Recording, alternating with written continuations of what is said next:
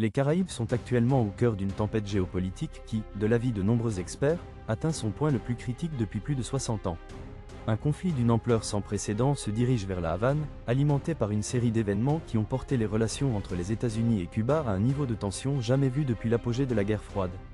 Il ne s'agit plus d'une simple guerre des mots ni d'un embargo économique classique, nous assistons au début d'un blocus total et absolu, destiné à bouleverser à jamais l'avenir de l'île.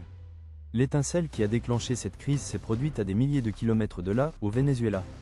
Lors d'un raid militaire à haut risque à Caracas, les forces américaines ont été impliquées dans un affrontement meurtrier qui a coûté la vie à 32 militaires et agents du renseignement cubain.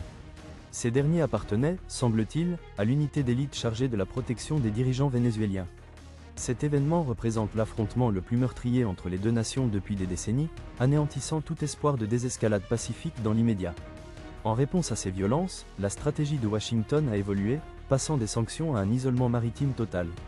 De hauts diplomates ont adressé un avertissement clair et menaçant à leurs équipes à la Havane, indiquant que la situation a fondamentalement changé. Le message est simple. Si vous n'avez pas encore fait vos valises, il est temps de les faire. L'ère de l'embargo traditionnel est révolue et un véritable blocus commence. L'objectif est de paralyser totalement l'approvisionnement énergétique de l'île, afin qu'aucun pétrole ne puisse plus atteindre les côtes cubaines. Cette coupure d'énergie devrait paralyser la vie quotidienne du pays, affectant tous les secteurs, des réseaux électriques au transport. L'atmosphère à la Havane est décrite comme pesante, empreinte de la menace d'un conflit imminent.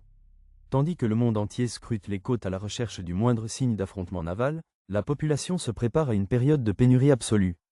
C'est une épreuve de résilience colossale pour un peuple qui a déjà subi des décennies de pression, mais l'ampleur de ce nouveau blocus est sans précédent.